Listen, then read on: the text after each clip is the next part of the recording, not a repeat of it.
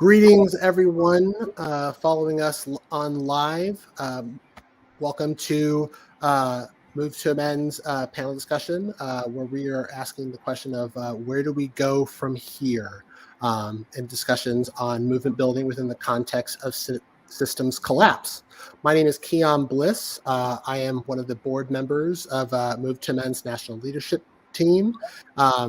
And joining me are several panelists who will be discussing the question of where do we go from here in the context of the current moment that we are in within movement building and the current system, and within the context of collapse.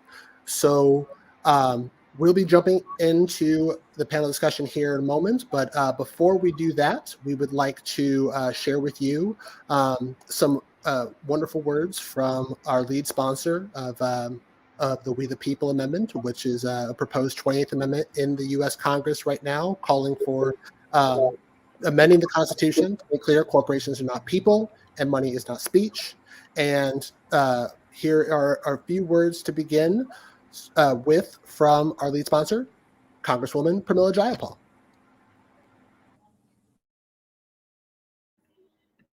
I'm Congresswoman Pramila Jayapal, and I'm honored to represent Washington's 7th Congressional District in the House of Representatives, where I also serve as the chair of the Congressional Progressive Caucus. Let me be clear right from the jump. Corporations are not people, and money is not speech. You know that, and I know that.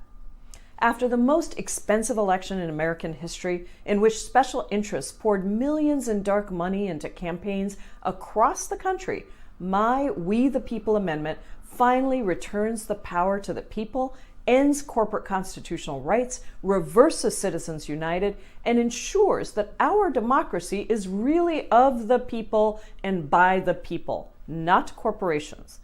That is the change we need after the disastrous Citizens United decision. In the months and years after the Supreme Court ruling, election spending increased by 600% in just one cycle. And with the deep pockets that corporations have, there's no question that big pharma, big oil, and Wall Street have an oversized impact on our politics. Now, I don't know about you, but I don't think that these corporations should be able to cut a $100,000 check to lobby a senator or get their priorities passed. That's just wrong. We see the impacts of Citizens United every single day, whether it's legislation to lower prescription drugs, regulate emissions, or protect the right to vote. Dozens of good pieces of popular and necessary legislation have died since 2010 because corporate lobbyists were against them and put up the dark money to get their way.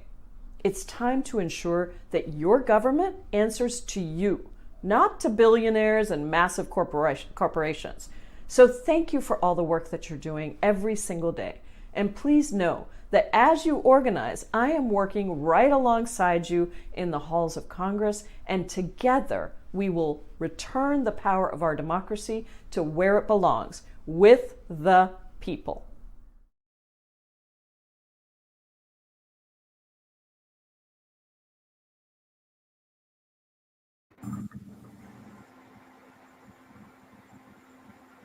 Excellent. So with those words, we will kick off this panel discussion with just a few simple instructions.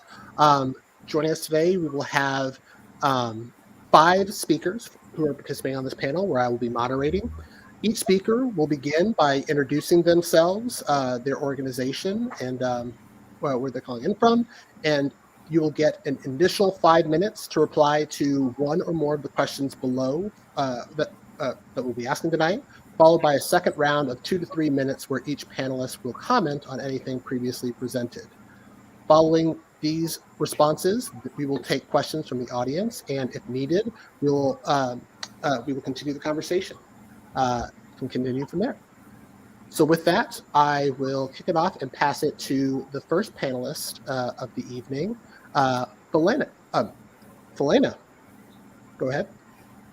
Hi, I'm Felina Farley. I'm the National Media Co-Chair of the Green Party. I'm also the Ohio State Co-Chair and the Treasurer of the National Black Caucus. So it's great to be here.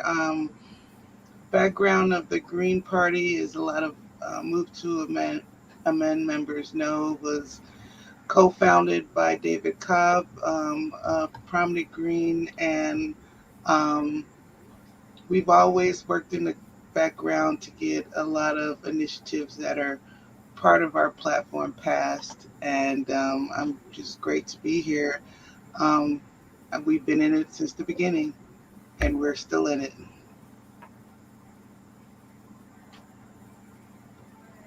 Excellent. And next, I will pass it to Chad. Go right ahead.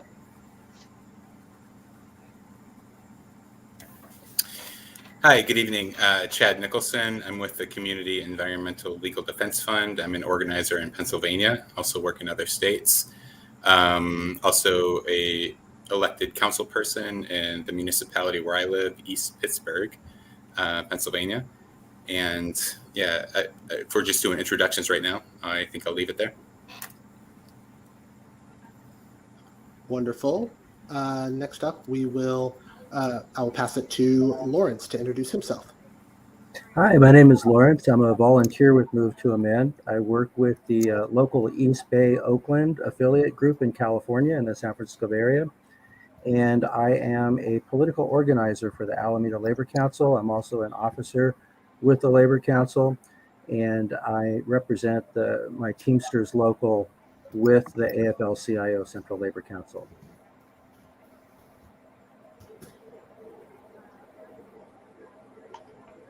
Then next up, I would introduce my colleague, Jessica Munger.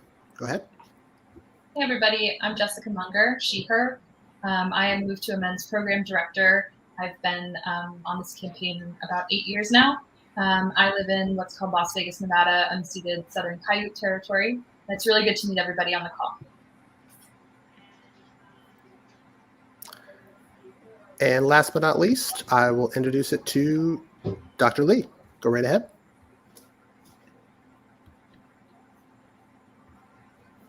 Nope, you're on mute.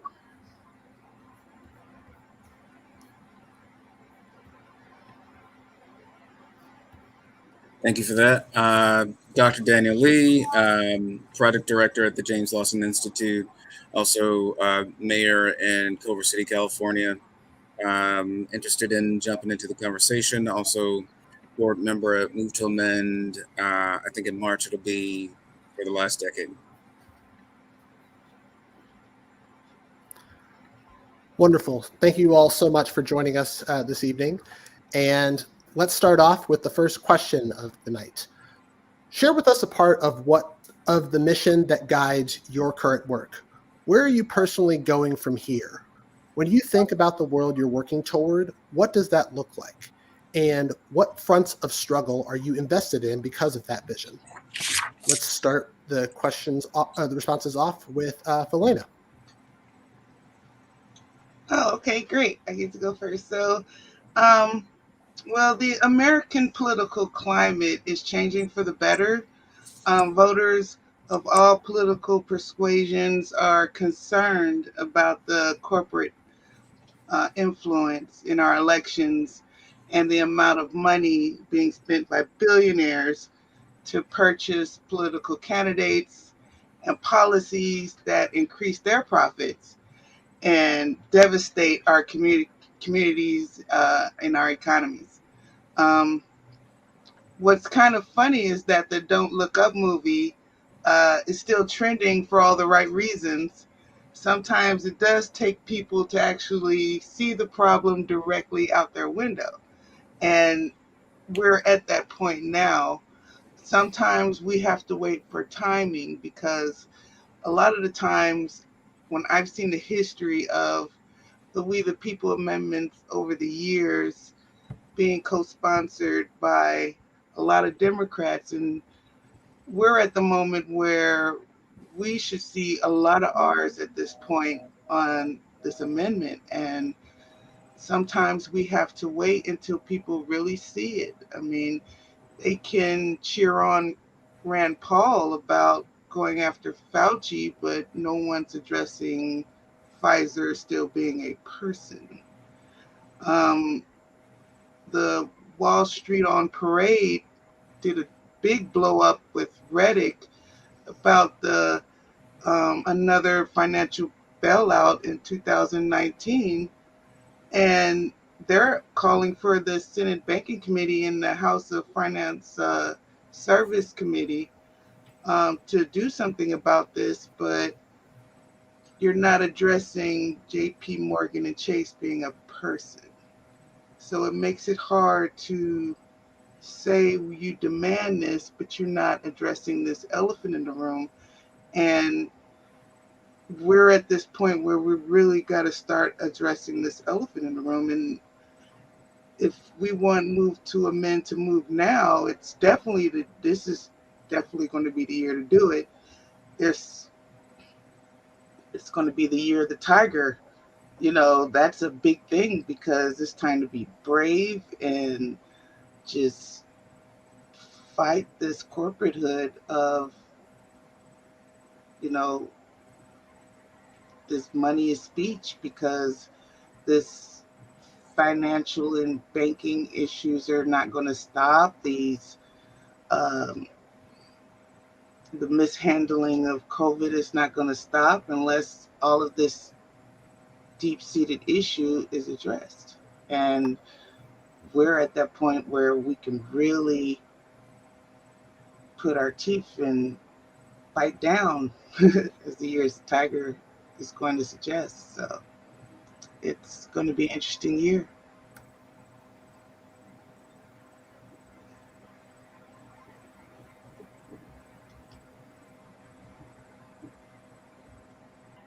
Thank you so much for that thoughtful response, Felina.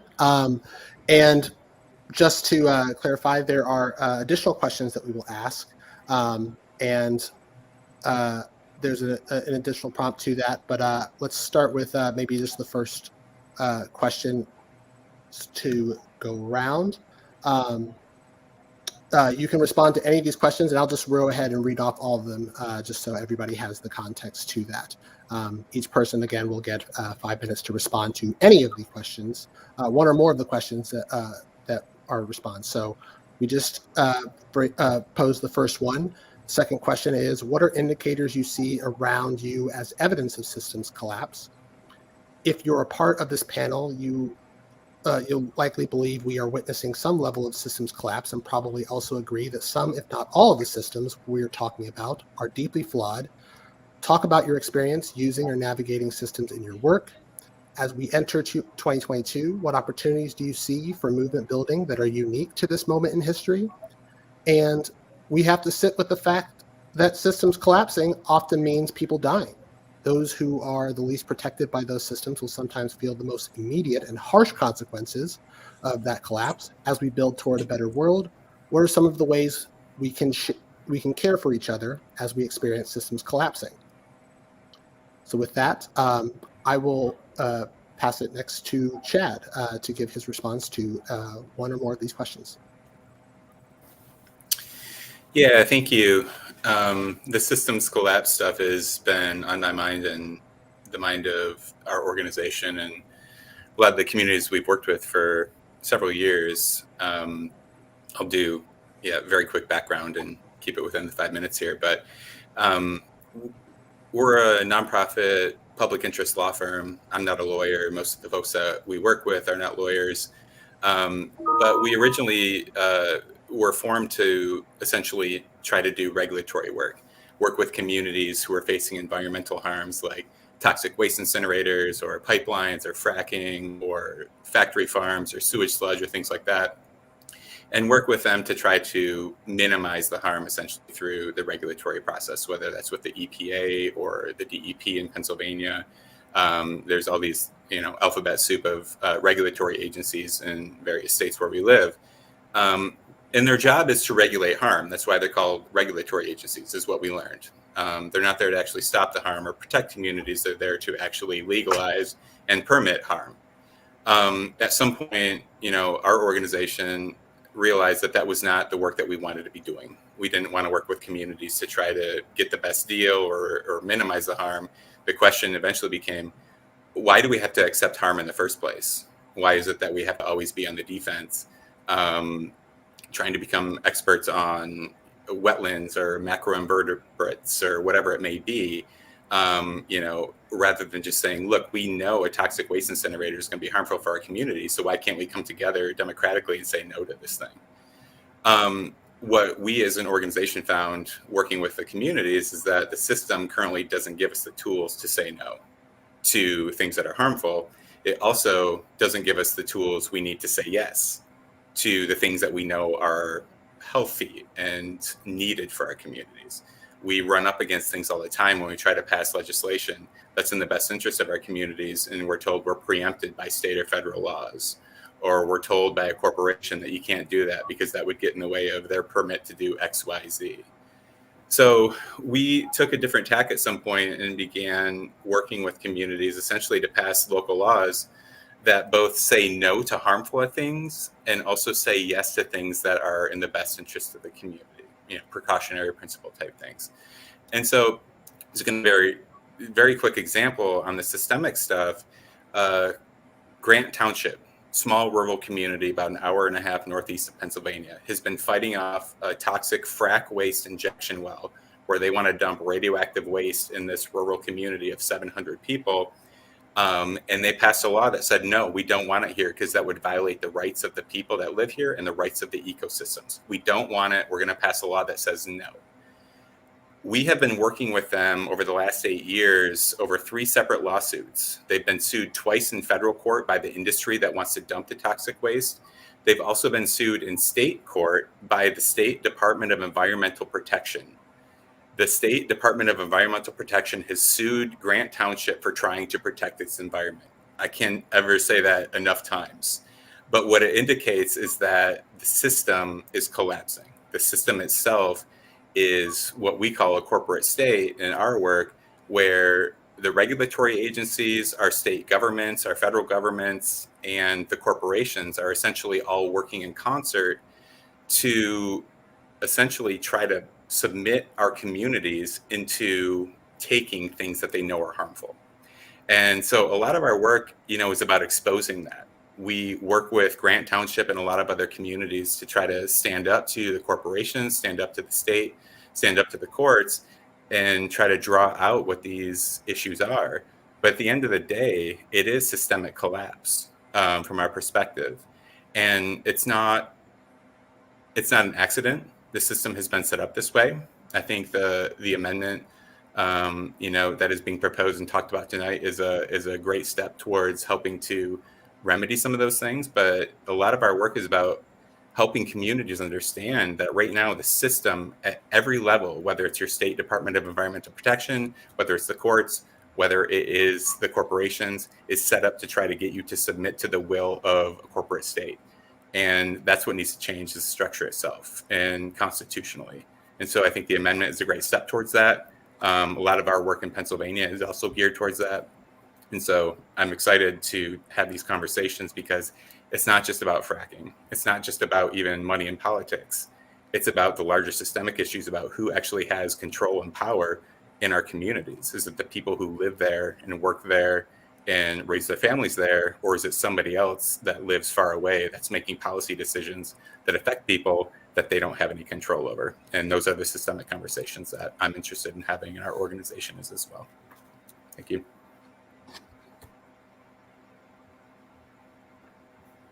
Thank you so much. Next up, I'll pass it to Lawrence. Hi, thank you for having me. And the indicators that I see around me for system collapse are just huge.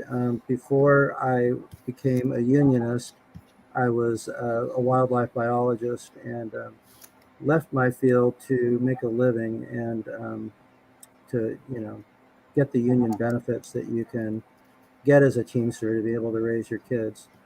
But I went into that field because I love nature and animals and wildlife. And so we're in the beginning of probably the largest extinction event that the Earth has ever had. And if climate continues to go the way it's going, and of course we all see examples of that. I mean, we're seeing it right now practically every day for the last quite a few years, no matter where you live. In California right now, in the San Francisco Bay Area, virtually every day the last few weeks, has been 5 to 10 degrees above normal. Spring comes really quickly, and sometimes in the middle of winter, the trees bud out and leaf out, and then a hard freeze comes and kills them. I mean, it's just really bad. And then the more you know, the worse it gets. So that's actually the reason why I stopped working as a biologist in the field more than anything in my retirement. I thought I'd be back in the field or working with wildlife, but I decided that I want to work politically, both within my union and politically with Move to Amend, to try to get our power back, because I believe really strongly in Move to Amend, in the We the People Amendment, because without power, we can really accomplish nothing. And all my friends, climate scientists, they all say that we should be doing this, we should be doing that. And sure, we should be doing all these things, but we really can't do anything as long as the system is so corrupted and power is in the hands of people that never should have had power. You know, when you made corporations into people, uh, what did that do to our rights? It basically took our Constitution away from us, because the whole reason we needed a Constitution in the first place was to protect us from the powerful. So you give our Constitution to the powerful, and then we have nothing, not much to work with to protect our environment, to fight for social causes and everything else. So moving forward, within my union, we're trying to petition the national unions of the AFL-CIO, Teamsters, and whatnot to support the We the People Amendment, because they've gotten really used to the money, and they've gotten good at collecting money, and they feel like they've been winning in the past by collecting the money, and winning a certain amount of political power for their members. But more and more, that's becoming impossible. And one example is in 2020, I was working as a political organizer for the Labor Council, and we were fighting Proposition 22, which was written by Uber, DoorDash, and Lyft to fight a law that the state legislature put into effect that would have made those workers regular employees, which they really were. They had a lot of hearings in the state house and determined that those workers were employees, but the corporations keep wanting to misclassify them as contractors so that they don't have to give them benefits. They don't have to even, at the time, they didn't even have to pay them minimum wage. And so we thought we could easily win that. And at the first polls that came out, looked like we were winning. We were trying to defeat Prop 22, but ultimately Prop 22 passed, and it passed by a wide margin. And the way that it passed was, this is just one aspect of the We the People Amendment, is the money in politics. And they outspent us by a huge amount, $20 million, or no, I'm sorry, $204 million they put in to the most that the unions could raise was $16 million. And so now the corporations know exactly how much money they have to spend to write their own legislation and pass it. So my goal is to continue working, as a grassroots unionist, to get all of our unions on board. I think because so much has changed, and because more and more people can see the system collapsing in real time, that this is the time to really make big inroads and to grow the movement in a big way. Appreciate that response, Lawrence. Next up, I'll pass it to Jessica. Thank you so much. So where do we go from here is a big question right now. And while we definitely do not have all the answers tonight, I do think it's massively important that we create space for this question and proceed boldly with a plan with planning for future of systems collapse, because not planning for something doesn't mean it's not going to happen, right? So I've been working on the campaign to pass the We the People Amendment for almost 8 years. And I facilitate a lot of conversations about the ideas of radically changing the way that we do things and the values that our society is rooted in. And I have a lot of conversations about renewing the United States Constitution, making a plan on paper for a moment when we could implement that level of revolutionary change. And sometimes these conversations are very emotional and even cause outrage for a variety of reasons, depending on who I'm talking to. People who think of themselves as wanting a better or more progressive world even sometimes say, that's a huge ordeal, or this will usher in a far-right extremism, or the Constitution is sacred and it shouldn't be changed. And you're totally entitled to your thoughts and feelings on that matter. But the underlying thing that I pick up on here is the idea that having a plan is terrifying to a lot of people. And that's one thing I see in this moment that sets the ideological right up for maintaining and grabbing power. They're not afraid to make a bold plan, and they have them. And they know how they'd like to change the Constitution in their favor and how they plan to take power and use propaganda and make media and make war and do insurrections and corruption. The operators of capitalism and fascism have a plan. And I really believe that we should have one too. And I think our plan, as we're thinking about movement building in the context of systems change, has to be not entirely, but mostly outside of the systems that we're talking about. For example, I don't think our plan can rely too heavily on electoral politics or the functioning of the avenues, like Chad was saying, that have been handed to us to make change, like Congress even. We truly appreciate the support that elected officials at every level of government have extended to our efforts to curb corporate power. But the truth is that it's very difficult to get even those who sympathize with our mission to take much action. My experience working with these systems is that there are some valuable victories that create small ripples of change, which accumulate over time through persistently working to bring our ideas for change to representatives who care. But that at some point finds its limit. And this experience tells me then that we should have both, if you will, inside and outside strategy. So some of us working with and within systems and with an allegiance to the people always, and some of us working outside, agitating and pushing, telling the truth and taking real care of each other. So to me, movement building in the context of systems collapse includes getting on some of the same pages about our collective vision and our plans. In my analysis, and also a long history of documented revolutionary moments around the world, the left having something of a constitutional demand or plan results in a more democratic outcome. So systems all around us are collapsing. So as the smart people that we are, this is what I see that we have ahead of us to do. One is to see the reality that things are going to have to be pretty different for us to survive. That we use what we can of dying systems like the legal, electoral, judicial systems here and there. We have to talk to others in the same fights in other parts of the world. I think we have to educate ourselves on the history of resistance. We have to compile our demands.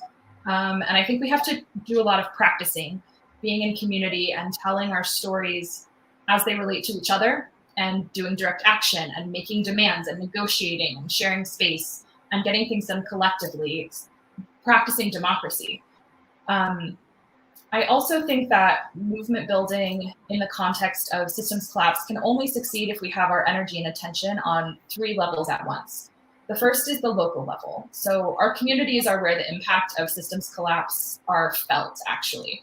And so when systems collapse, or we're never meant to help in the first place, we have to build something better ourselves. So what I mean really is that we need to feed and fight for housing for our neighbors, no matter if they live outside or if they're addicts or Republicans or sex workers or if they don't dress nicely or ask nicely. In a world like this, movement building, I think, has to include indiscriminate local mutual aid and care. The second place we have to be looking is nationally. The US is a beast operating a global military presence and is a hub of a lot of horrors that extend beyond the borders. So we have to be willing to take some risks and to get back in the streets and to have some higher standards for what we do and do not tolerate. And third, I think we have to be able to see our struggles as part of the rest of the world. The COVID era has taught us in a pretty blunt way that our borders are arbitrary and we need global solidarity and solutions to our crises that don't include a profit motive. So in 2022, my plan for moving forward in movement building is that through Move to Amend, I'll continue to push for an abolition of corporate constitutional rights and money as free speech, which are 2 major tools corporations use to exploit people and planet, as I see it.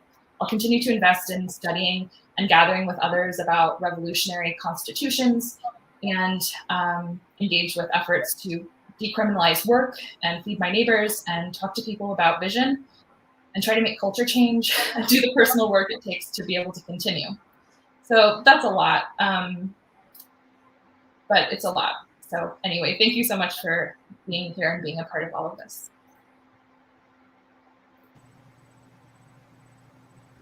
Thank you so much, Jessica. Next up, let's go to Daniel. Yeah, and I will endeavor to be brief, but Keon, if you need me to shut up, just interrupt audibly. Yes. Because a lot of thoughts came into my head. Like, I think for me, I think there has been a lot of great action locally. I think, a lot of us in Move to a Man, especially on the national team, have been encouraged by the efforts of Cooperation Jackson and other types of cooperative forms of government and community integration that have been happening across the country, not just in Jackson, but like in many, many places that our corporate media doesn't cover because we don't want to hear those stories because people feel empowered by them.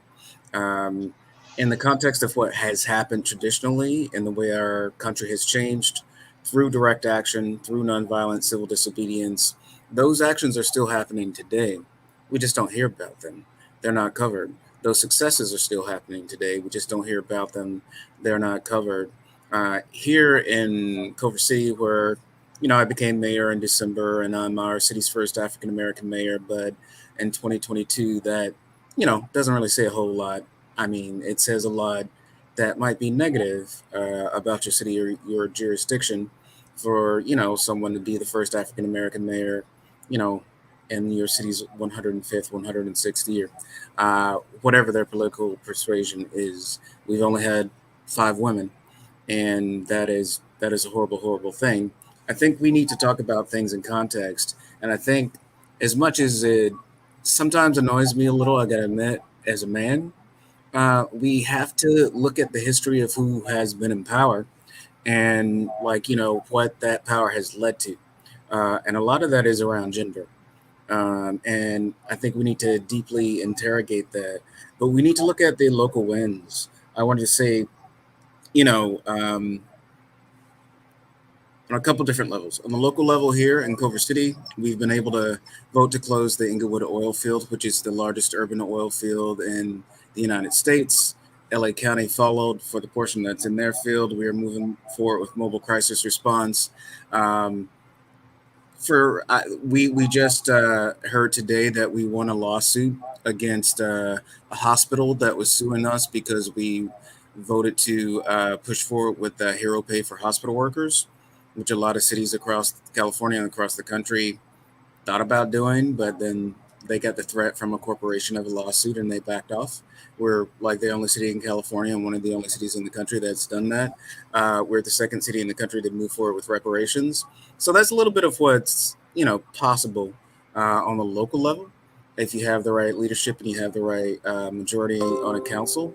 But then also I fully believe, one, yes, we need the inside and outside strategy, as Jessica spoke about, but also we need people who represent our values at every level of government. Many of the constitutional battles that have happened around the country, and by constitutional battles, I mean the countries that have been able recently to either significantly reform or rewrite their constitutions, a lot of that came from the inside. A lot of that came from people who built a base, got in, continued to build their base, and said, "Hey, this is fucked up." Uh, and that is not the only way to do it. That is just something that I want to point out. Like a lot of the people who have been able to have more substantive slash revolutionary, different type of reforms happen in their countries have been elected. Um, our country is a whole lot different. Our country has a whole lot more of things that we don't like to be honest about when it comes to electoral representation or the functioning of our electoral policy. Um, And last night we saw that on display. Supposedly, our ruling party, the Democratic Party, was held up from confirming voting rights by two senators who are supposedly members of the Democratic Party. Uh, and I say supposedly on the side of people who are very invested in the Democratic Party, but I also say it a little bit facetiously because I don't know what it means to be a Democrat. Like, frankly, I'm in the Democratic Party. But there are a lot of people who I disagree with on 90% of the things that, are 30 pertinent, seconds. either on the federal or, social level. So I feel like there's a lot more that we need to talk about the parties that exist within our system, and then much more broadly about the massive change that we need, not only to save the semblance of democracy that we have, because we don't have true democracy, but to adequately address the climate crisis and the existential threat that we face as a species. Well said. And really appreciate all of the thoughtful response from our panelists. This is the portion now where we're going to open it up for everyone that's on this panel to give a response to what has been presented so far and to build on that with based on their own thoughts and experience. So I want to open it up for anyone who would like to respond to what's already been said.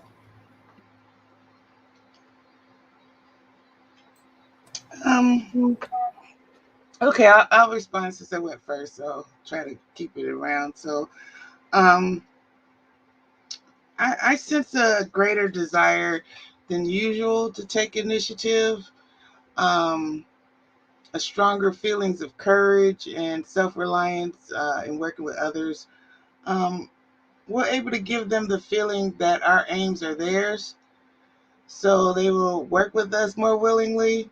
And because defending our point of view of where we're going is becoming less of a challenge.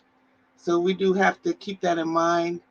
Um, at the beginning it was very challenging. Now everybody's starting to come around. I focus my concerns around my personal life and my family. I became a new chicken parent last year, and it's actually kind of strange having backyard chickens in an urban area, but it grew a sense of community.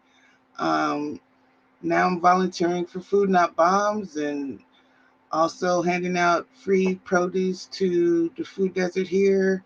So, um, unfortunately, like I said at the Medicare for All rally here in Columbus, I'm seeing more of my neighborhood and people dying from drug overdoses and crime than COVID. And it seems like COVID has overshadowed the issue with who we're really seeing dying around us. So I'm not too worried about our life being turned upside down right now because it's giving me strength and, this feeling powerless or having a vague sense of control or being manipulated will only take hold of us if we're unable to find the courage to confront our own demons. And we have to be thankful actually for this moment in history because it's growing our collective consciousness, and we have to be focused on that because um, even though what we're going through now is going to be painful, and it is painful right now, um, it brings a calm in the end, and we have to look forward to that when we actually get over this hurdle. Um, I've seen uh, past events of Move to Amend, and I think this is the year where it can really get some traction at this point. I mean, I don't know. It could be just what's happening, like I said, with Don't Look Up, or it could be happening because of what happened with Project Veritas and Pfizer, or it could be happening with, um, like I said, with Wall Street on parade and the banking industry. It's gotta it's gotta be reaching a tipping point. and it Mm. feels like it is, Mm. because I can't see where else we're going to go unless this system collapses like now, because the inflation is killing us. Everyone is trying to manage their expenses. If any time um, move to amend needs to move, it's now, because here in Ohio we had this huge thing with Mm-hmm. House Bill 6 and First Energy, and um, they admitted to illegal practices of spending over $60 million through several pass-through nonprofit entities secretly controlled by the House Speaker, Larry Householder. Mm. And um, I was the only one in my neighborhood that said vote no on House Bill 6 uh, for my entire precinct. I mean, and now with everything, the blowback of, and everybody seeing their energy bills skyrocket, and all I can say is that's why we had that sign on our yard. I appreciate that. So I appreciate that, Felena. I want to open it up to our next panelist, Dr. Lee, who would like to jump in on this. Go ahead. Thank you for that, Keon, and thank you for other panelists letting me jump in. I just got to go to another networking thing at the U.S. Conference of Mayors here in D.C. But I wanted to underline a few different things that I think are instructive.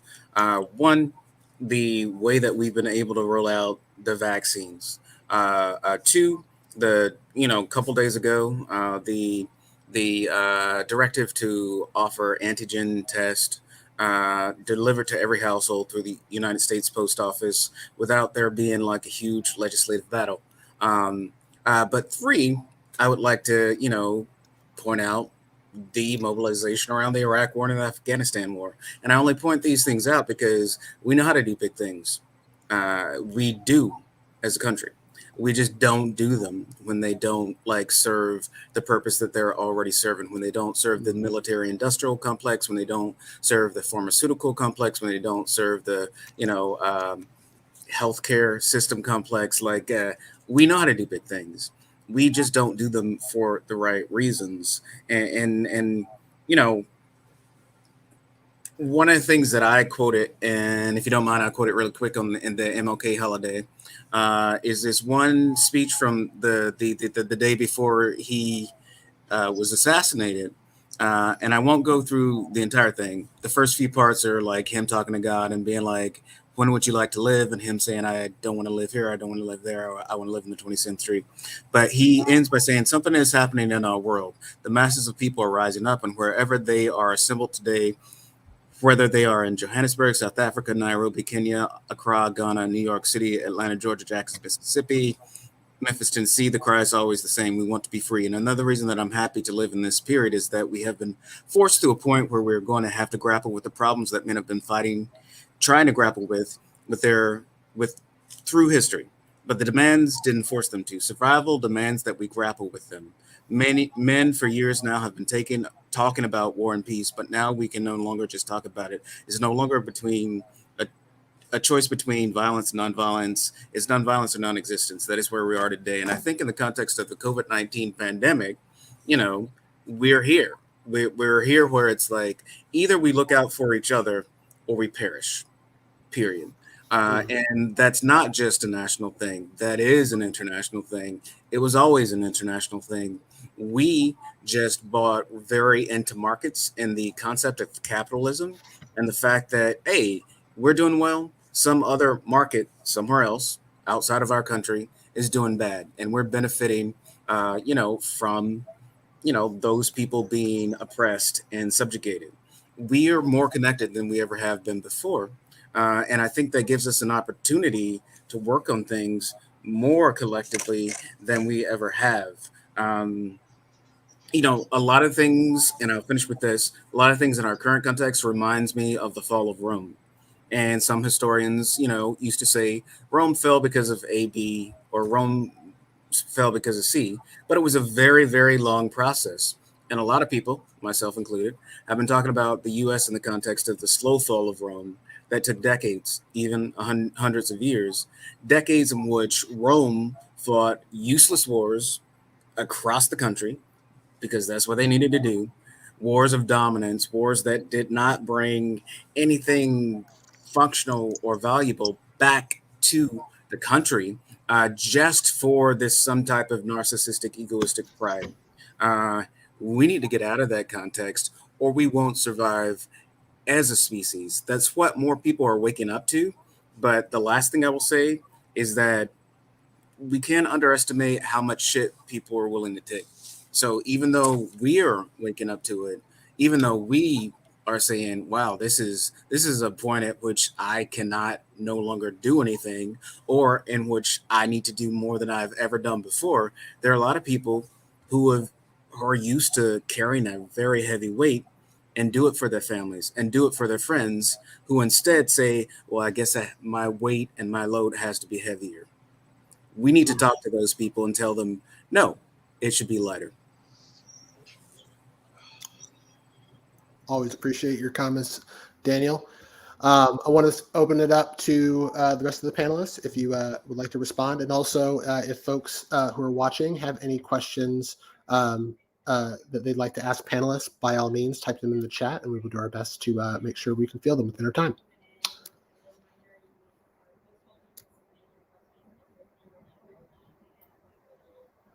I'll just say one quick thing about that I'd like to mention about what's unique in this moment, which is that, I mean, a million things are unique about it, but we're again about to move into another election cycle, and all of that, 2 years of ads and nonsense is about to be thrown at us. And a lot of the propaganda that comes out of that season is asking you to mistake electoral politics for organizing, and also to mistake consumer choices for democracy, right? And so I think we have to be careful that, be involved in electoral politics to whatever degree makes sense to you, and that's important in a lot of ways. But I think it's important to keep in mind the long view of what we're doing here, and that movements aren't necessarily born from candidates; they are they're born from what happens in between and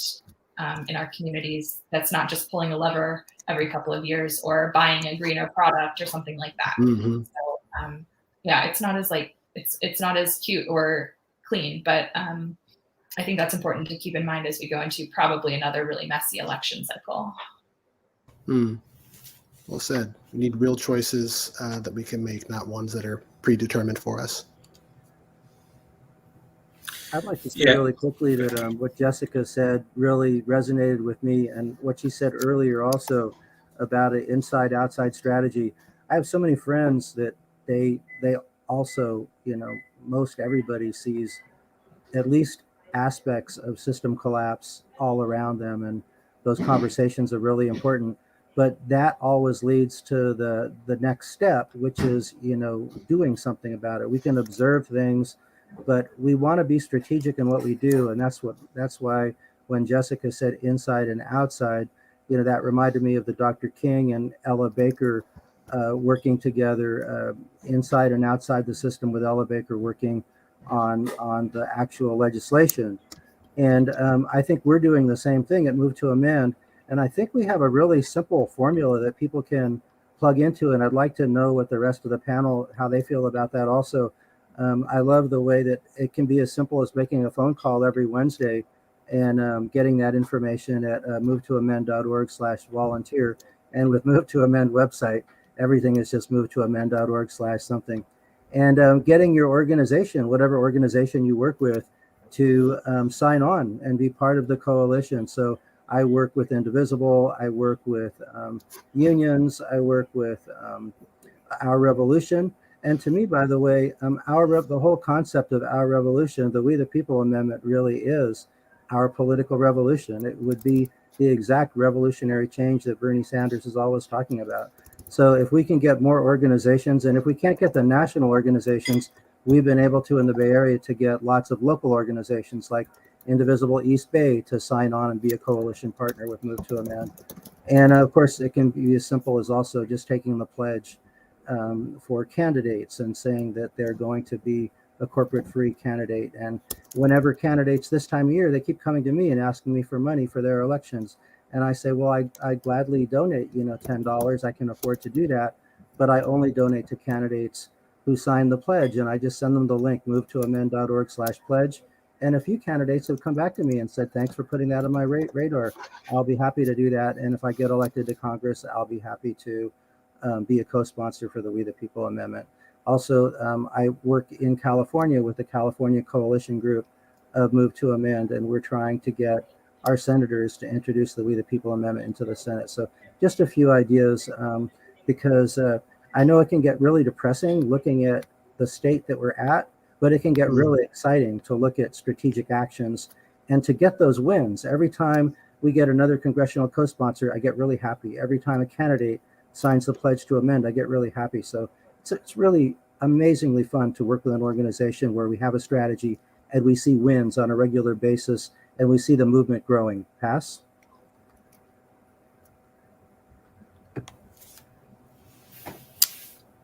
Yeah, if I could just jump in for a minute, maybe going in a little different direction, but talking about, where do we go from here, and also giving folks real choices beyond just electoral politics. A lot of the work that we do with local communities is envisioning or developing new tools around what we're calling alternative systems, for lack of a better word. For example, if we have a ballot initiative in Ohio that gets taken off the ballot by the County Board of Elections for being unconstitutional, even though it's about protecting the community's health and safety, something like that, what does a citizen-driven electoral process look like? Can we do that outside of the county-based, electoral processes? What does it mean to actually set up our own election systems in our communities if the people in power won't allow us to vote on the things that are important to us? Something like that. We're also talking about regional constitutions.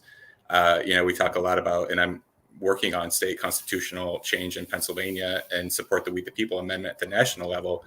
But should we be set up in the way that we currently are? What does it look like to organize constitutions or other legal systems based on bioregions or other ways of thinking about it? People's assemblies, things that are happening in Chile right now, where there's a lot of really interesting work happening in their constitution in terms of who's involved, what kinds of votes are being taken. Direct action. We've had several communities that I've worked with that have actually passed into law the right of the people to physically obstruct people coming in to harm their communities and protecting those folks and trying to use the power of the police in their communities to protect direct action rather than protect the corporate invaders coming in. So, like that type of stuff, how can we begin to use or think about the coercive power of the law to actually protect our communities rather than have it be something that's being used to abuse our communities? And I think there's a whole blank slate here of creativity and opportunities to think about that stuff. And, my organization very much works we're on the inside, but we're also working with communities on the outside. And I think the only limit on this stuff is our creativity. Like we've got to begin to think outside of what we're used to doing to get what we want, recognizing that the system as it currently isn't there for us. It's not set up for us. And so we need to think of different ways to both attack it and create something new, both from the inside and the outside. And yeah, again, the only limit is our creativity. That's a really good point making of like the limits of our imagination, just like how creative can we be within this. And it raises an interesting question for me too, of what role, if any, do you think the current electoral system in the United States can play in ushering in a truly better world that we deserve? And also to kind of add to that too, if based on the current legislative challenges and impacts that you, Congresswoman Jayapal, and others have made in this conversation, to what extent do you feel HCR 48 is needed to like address the extent of these crises facing? And I want to open it up to anyone to respond.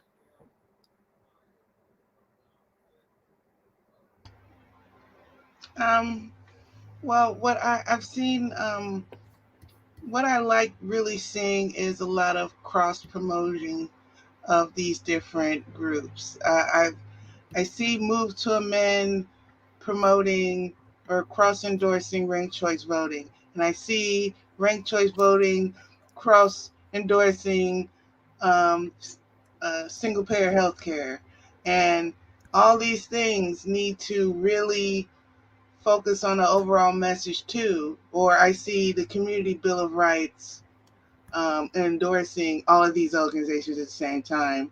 And then I see the Lake Erie Bill of Rights in Ohio endorsing all these different things at the same time. So we do have something. It's just that no one's aware. We still have to work on that awareness that everyone's on the same page on some things. And we know there were some, these fixes has been pushed for forever. And now we're at the point where look at all these things we've been trying to do for decades, and now it's coming into the forefront. And as long as everybody sees that, I think we're on the right path here, because that is what everyone's been doing for, at least a few years of the cross endorsing all these different causes. So it's very helpful. And um, I'm just happy to see it. I'm just happy to see this growing awareness of all these different issues and the connectivity in the same people being involved and agreeing with the same issues. So it's great. I think it's very positive that we're still doing that, and it's still, it's still there. Absolutely. I want to open it up to our other panelists if you have a response to this particular question. I just wanted to say that really is what it's all about, is organizations coming out of their silo and to where it really isn't just Move to Amend. It's they can make this issue their own if they choose to, and we can certainly support them in so many areas. I spend just as much of my time working with all kinds of other organizations, and to me that really is the movement of the people and the good fight. Agreed. I think for me, the value in the electoral system and having things like the We the People Amendment is really to clarify what our values and goals and objectives are. Is it creates a really boiled down statement of what it is that we think the problem is and what it is that we think needs to happen in order to fix it within the system, whether or not the electoral system gets there for us or not. I think it's really helpful to have those clarified statements that are growing out of decades of work from people that have been dealing with the electoral system and money in politics or not being heard at the local level, a variety of things. And it really helps to clarify those things in ways that, for lack of a better word, I don't think she's on tonight, but that my mom, who's not very politically active, can understand. Just recognize, that these are the problems, these are potential solutions, and there's a variety of ways to go about getting there. But I think without those clarified statements, it's hard to get people, the groups that we're talking about, rallied around a specific thing, and also recognizing that there's going to be inside and outside strategies that help support it. And that's the basis of any major movement that's ever happened in this country. There's going to be people that do direct action. There's going to be folks that work in the legislative arenas. There's going to be people that want to mostly just do the education and organizing, and that those all fit together into a larger movement. But with the women's suffrage movement, the first national or federal constitutional amendment to give women the right to vote was introduced over 40 years before it finally became, the 20th Amendment. And so there was a lot of organizing around it, or the 19th, sorry. But it was, so much happened around it that it needed to clarify. And there was a lot of direct action. There was a lot of organizing. There was a lot of educating. There was all this stuff happening. But that amendment was introduced 40 years earlier before it finally got adopted by Congress. And so also understanding that Congress is not necessarily the place to go for the answer. It's a place to get things introduced to help us organize around things in a variety of different ways. That's how I see it. Indeed, the need for multifaceted, multi-pronged strategies is absolutely imperative. I want to open it up to a couple audience questions that have come in recently. One question being, how do we get citizens who usually vote Republican to lobby their senators and representatives, put an end to corporate money dominance, to do, in short, to do the right thing?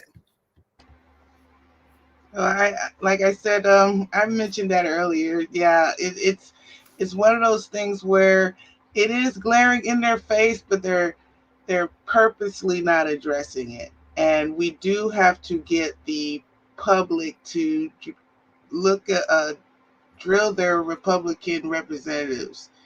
Really get the public in there, because they can cheer, like I said, they can cheer for Republicans standing up against corporate this and that. But when it comes to these bills, you have to show them, like, there are no R's on this bill. This is what you want, but they're not signing the bill to make this happen. And they have to see that. And if we can work on, them not just looking at the surface, but looking underneath and saying, hey, we can, big pharma is a problem, but you're not addressing it being a person. And we're still at that educational point when it comes to getting more bipartisan support. Because right now they're just systematically not mentioning that big elephant in the room. And with all this censorship going on, that actually could help the messaging because of the censoring.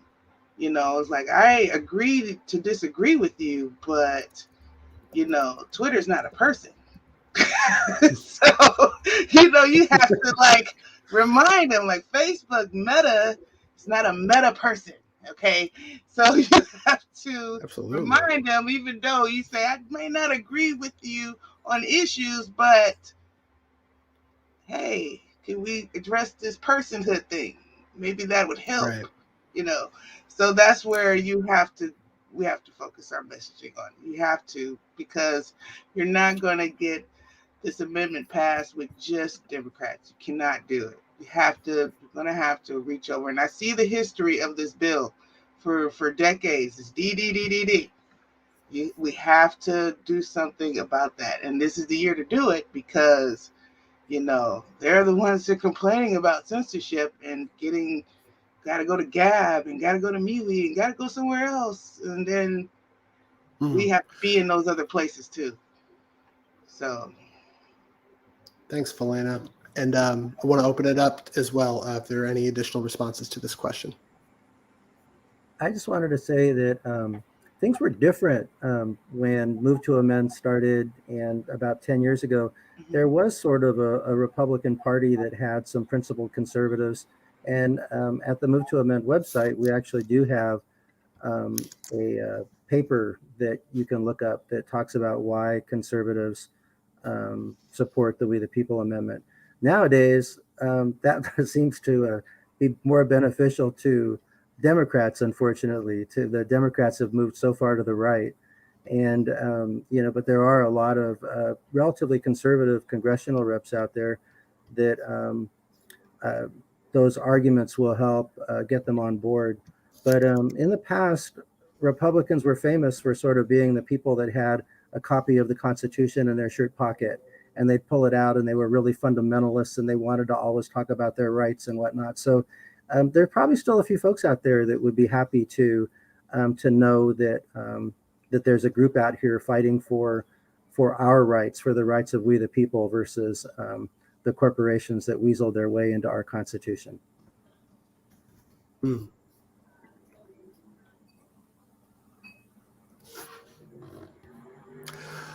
I want to leave it open too for folks to respond to this question. We got a couple more audience questions as well that have come in. I don't believe the corporation is a sustainable model for a livable future. Can this be part of your strategy to promote nonprofits and cooperatives as more sustainable models?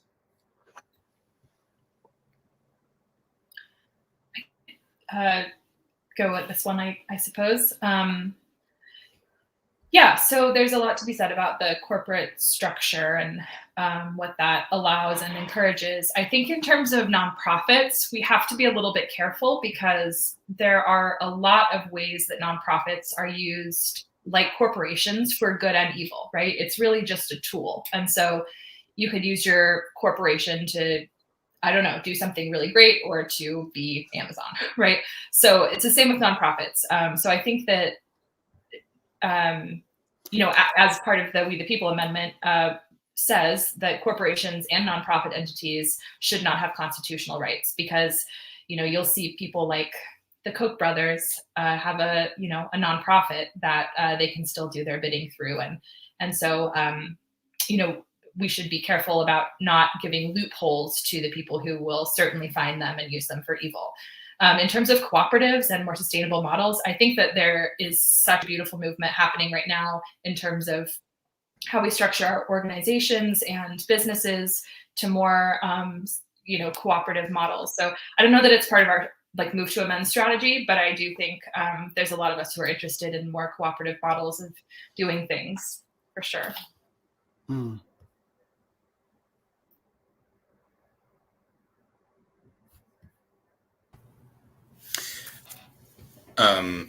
Yeah, I would agree with Jessica that corporations are tools. And thinking back to around the founding of the country, there was a whole different set of rules that corporations had to abide by around that time, which included having people from the community that sat on the board of directors, and they were incorporated for very specific purposes, whether it was like building a road or a ferry service or something like that, for a very specific amount of time, and then they were disbanded and dissolved. And it was understood that they were essentially responsible to the community. And so, I think whether it's a for-profit corporation or other associations, for me, the question with all of this is who gets to essentially decide what happens with businesses operating within a community. Do businesses get to have all kinds of protections that don't apply to the people that live there? Or is it the people that give permission to businesses and corporations or whatever the name is to operate for certain purposes in certain ways that serve the public interest, that serve the public benefit? Because none of these things can exist without the permission currently of, the state that they're incorporated within. And so if we can reclaim that, call it something different, or through the constitutional amending process, have a different process where it's really the people that get to oversee business rather than business overseeing the people, which is how it's currently working. So for me, I think that's the question, is through the amendment and the other work that's happening, how do we create systems or structures or institutions or organizations or whatever they may be that are actually accountable to and responsible to the people that they serve? I think that's the bigger question for me when I think about that. Mm-hmm.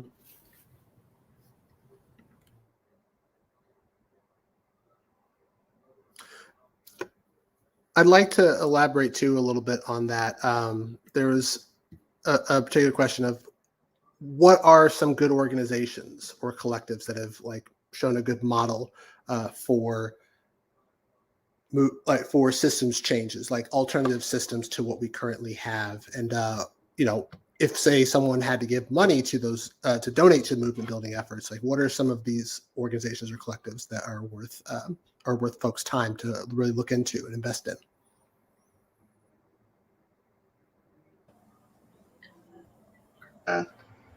Well, like I said, there are quite a few. There are ranked choice voting and proportional representation. That's definitely a match made in heaven with Move to Amend when it comes to electoral politics. But you also have single payer health care and Medicare for all movements. We also have ending the Fed and getting rid of the private creation of money with in the Wall Street bailouts. That's another one. There's so many. And then, of course, climate changes, the environment, those causes, because the corporations, the military industrial complex, we can't get our military to actually address climate changes. Right now, they're still the biggest polluters on the planet, but they want us to focus on straws. So, it's counterproductive when you're not addressing the biggest polluters on the planet. It all works together, but the real corruption is definitely well, we can't say that's the real corruption because there was corruption before Citizens United. Right. There was corruption before. It's just,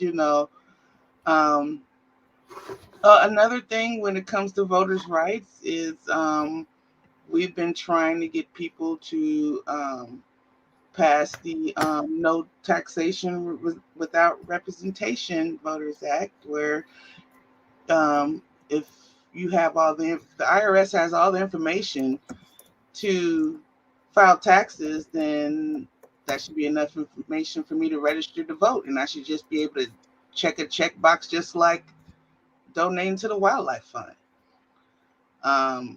30 seconds. So we are not even expanding our voter registration with our tax forms, which is gotta be just as easy as BMV or Family and Health Services, where you can register to vote. You should definitely be able to do it with a 1040.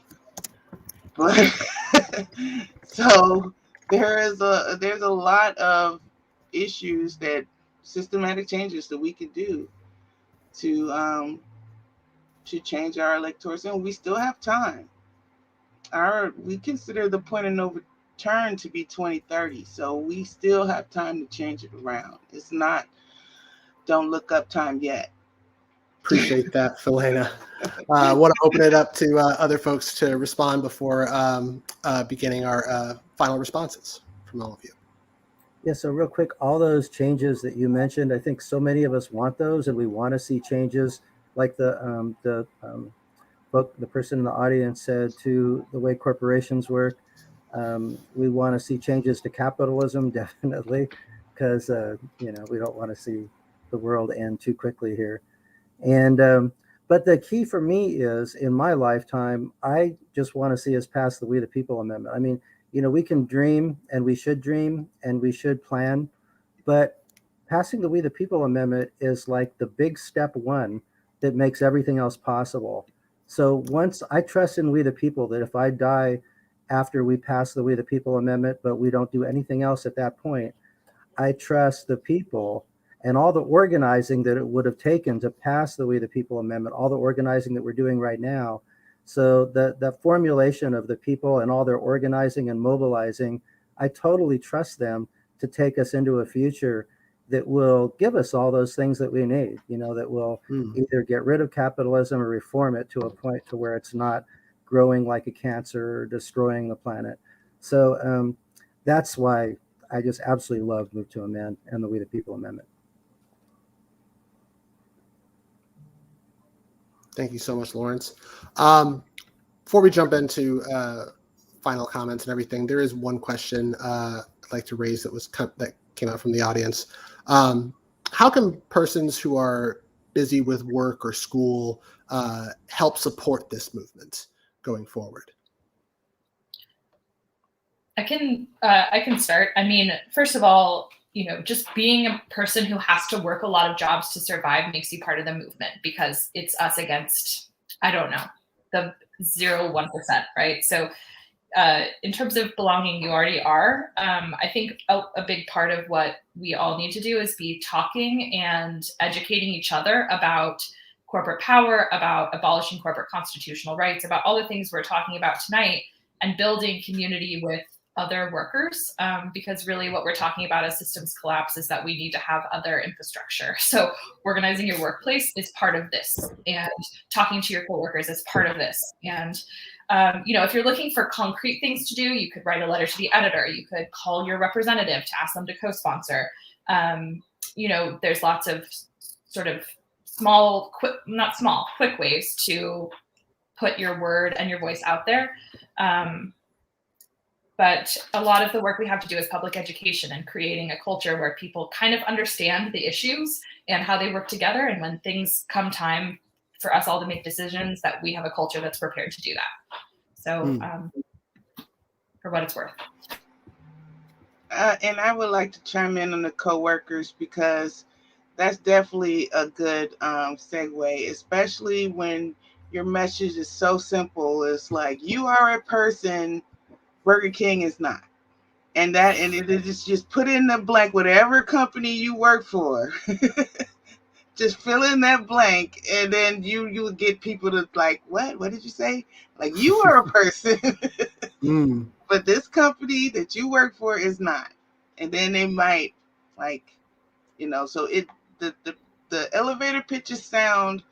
Just got to make sure that your messaging is clear, but you'll be surprised when it comes to networking with coworkers on this issue, because it opens up their activism conversation. Even if they're too busy to actually physically do something about it, they might be able to help spread the word or donate or something. So Yeah, and I think just to piggyback on both those comments, a lot of it really is having the hard conversations with the people that you come across, whether it's in your family or at school with the teachers or other parents, whoever you interact with, or coworkers in your daily life. To, I think, Jessica's point, so that folks have a sense when it comes time to make decisions of what's happening on the ground and what some of the bigger picture issues are. And I think those are really important conversations that, somebody who may be labeled an activist like me, I wouldn't be able to have the same conversation that other people can have with a different, set of people in a classroom or in a job or something like that. So I think those conversations are really important. And one other thing is, like, a lot of times, whether it's at a school or whether it's at work or something, there are a lot of opportunities for presentations, like, oh, we're going to have a meeting, in a couple of months or whatever, and invite, whether it's folks on this call or other people that you appreciate their perspective, that are organizers or that may have more time to do it. Just give a pitch and try to get some folks in to talk about some of these issues at the school, in the classroom, at work, wherever it may be. Because I think there are a lot more spaces and there's a lot more funding and time available for that stuff than a lot of folks are aware of. We just have to seek it out and say, okay, there's going to be a brown bag lunch on February 27th, and we're going to invite somebody from Move to Amend there, or whatever it may be, and get folks in there to talk. So those are a couple of other thoughts. Thank you, Chad. That's really helpful. Last call on responses. Yeah, I think that was the most important question, is what we can actually do and what everybody can do. And to me, the easiest thing is just go to the website. I saw little links on the screen. Just go to movetoamend.org and start reading and looking at what's there. Pretty much everything that you could possibly want to do, from just making an occasional phone call to really getting involved in joining, is all there right on the website. And if you don't feel like you can really do any of that, but you have any extra cash, Move to Amend is really one of the best organizations you could ever donate to, because there are all these other groups out there that say that they're all about ending Citizens United or this or that. But most of them, I think really all of them, are really just political action committees that raise money to elect Democrats. And they're often electing corporate Democrats that don't have our interests at heart at all. They're the mansions and the cinemas of the world. So if you want to really donate to a scrappy group of people where it's really just paying for a few staff salaries, but all the work's being done by all of us volunteers, Move to Amend's the place to donate, even if it's just a couple of bucks. I couldn't think of a better place to donate to. Pass? Absolutely. Really appreciate everybody's time. You're really showing, how at the end of the day, grassroots organizing, the single most effective means of grassroots organizing, those peer-to-peer relationships. I really appreciate everybody's time. I'd like to give each panelist about 2 minutes or so. If you want to make final comments and also tell people how they can find you, your organization's work, and how best to contribute in these intersectional movements that we are working in towards both the People Amendment and beyond, and new systems change. So I'd like to kick it off in reverse order. Maybe we can start with Chad, and I'll popcorn to the next person. Yeah, thanks everybody for coming out tonight, and thanks to Move to Amend for the opportunity to present. As far as our work goes, it's community environmental legal defense funds, and we also work with dozens of smaller local groups across the United States, as well as internationally on local self-government and rights of nature issues. And so my contact information can be, I think it's up there. If not, feel free to look on our website. And we do play a lot in both arenas, inside and outside. We are a law firm. We work with communities through the legal system to resist corporate harms and state permitted harms. And we're also doing a lot of work about developing alternative systems, whether it's different voting mechanisms or regional constitutions, bioregional methods of making law, things like that. And so we're really trying to push things on multiple different levels. And I've appreciated the work that Move to Amend has done, the We the People Amendment. I think it really helps clarify a lot of the issues that our work has done over the years. And so very much appreciative of it. And I could say a lot more, but really, I think at the end of the day, we're in a position where direct action is going to be what is going to help us make some real movement, both at the local, state, and the federal level. Very few movements succeed without people willing to take to the streets, stand up for what they believe in their communities, and put those things on paper and then say, this is what we care about, these are our values, and these are the things that we want to see put into action, and stop waiting for somebody else to do it. I think that's the biggest thing that I always come away with on calls like this is love Move to Amend. I like my organization, but we can't be looking to organizations to make this stuff real. The real change is going to happen in our communities at the grassroots level, in my opinion, and we have to believe in ourselves and not believe that an organization or even just an amendment is going to save us. That stuff is only going to happen if we care enough about it to make it real where we live. So, thank you. Thank you so much, Chad, and all the folks at CellDef for all your tremendous work. I'd like to pass it over to Felina.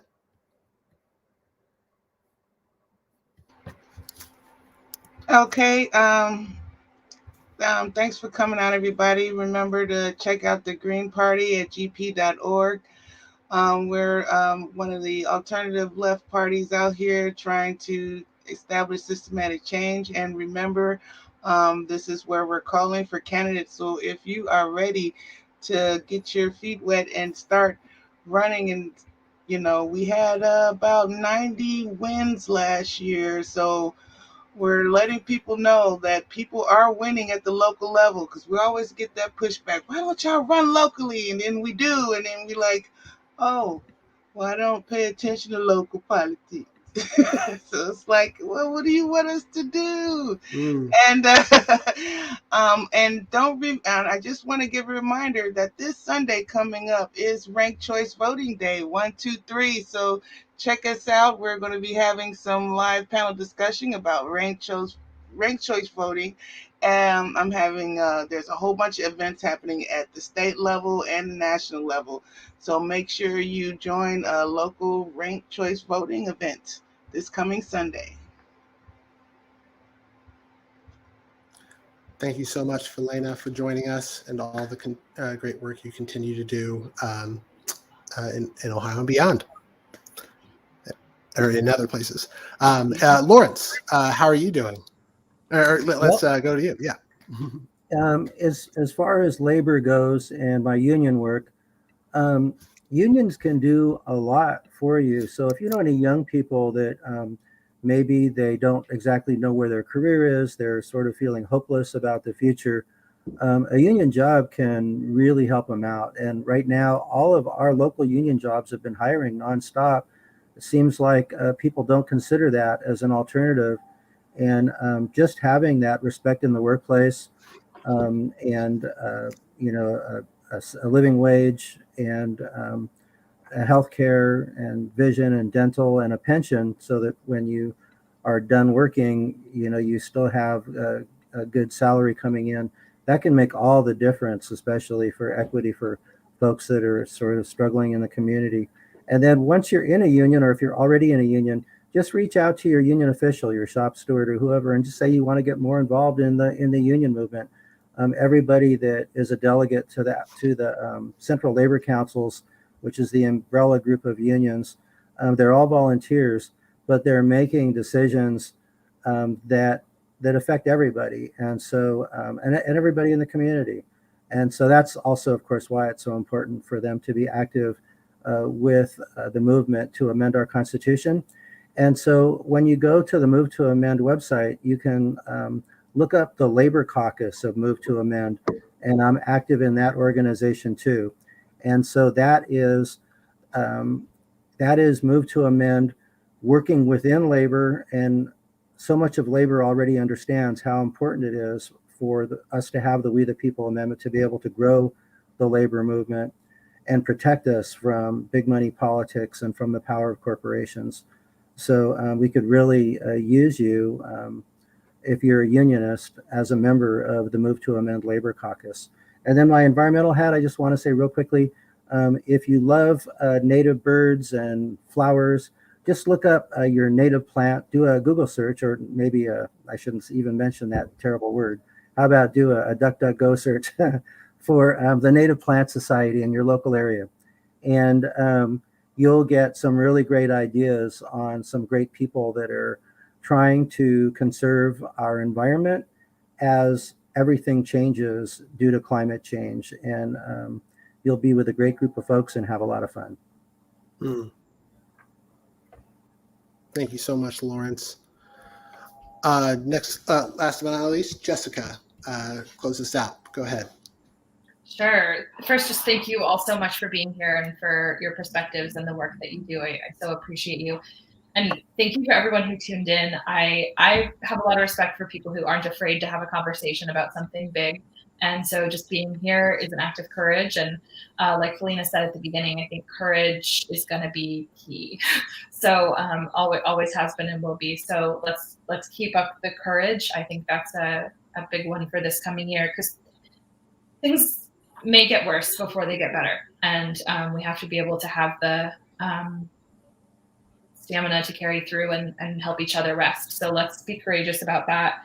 I just wanted to say, in terms of the question about how you can be a part of the movement and the money question, that's the same question, right? So maybe you're a person who works 3 jobs and what you do is organize in your workplace and talk to your coworkers about it. Maybe you're a person who can go and lobby and come to convergences and pass resolutions. And maybe you're a person who has some extra income and can be a part of the movement in that way. There's a lot of ways to participate, and that's a really valid one. So for me, I would give my money to local mutual aid groups, as local as possible, redistribute that money directly to people in your community who need it. And then if you're going to give to organizations, like Move to Amend is a great example of, we steward your money very well. We don't, there's not a lot of us, and we don't, do all the nonprofit industrial complex things. Check out how many staff an organization has. How much is their CEO or their director making? Are they just paying for a whole lot of administrative stuff? There's things to consider when you think about what organizations are going to use your money wisely. So that's what I'll say about that, and that Move to Amend is a verified good one. In terms of where you can find me, so movetoamend.org, of course, everything there. There's lots and lots of information to comb through. And we'd love to have you sign the petition if you haven't already. And then I also have a podcast with a couple of my colleagues from Move to Amend. It's called Agitated Podcast. And I'd be honored if you'd give it a listen. And yeah, I guess I just want to close by saying thank you so much for being a part of this I'm honored to be in the collapse with all of you. Really want to thank all of you again from the bottom of my heart for participating in this wonderful conversation. Big props to Felena, Chad, Lawrence, Jessica, and Daniel for the very thoughtful, insightful commentary and responses to audience questions and to ours. Want to again encourage everybody, if you haven't already, please follow, like, and subscribe. Help us spread the word about the We the People Amendment in Congress right now is House Joint Resolution 48. You can go to movetoamend.org/motion to add your name and join over 480,000 other people in supporting the We the People Amendment in Congress right now. Also go encourage your local candidates, whether they're your city council member, your county auditor, or city dog catcher.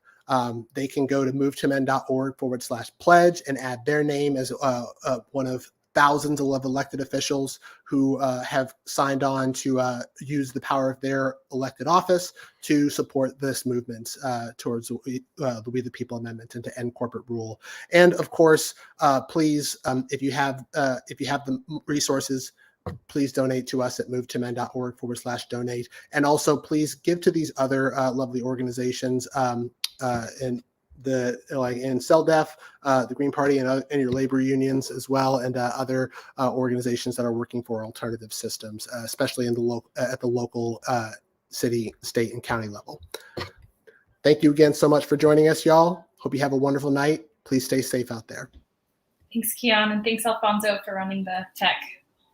Good night. Thank you. Good night.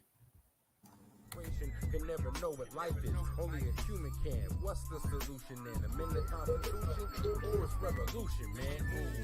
Corporations are not people, too.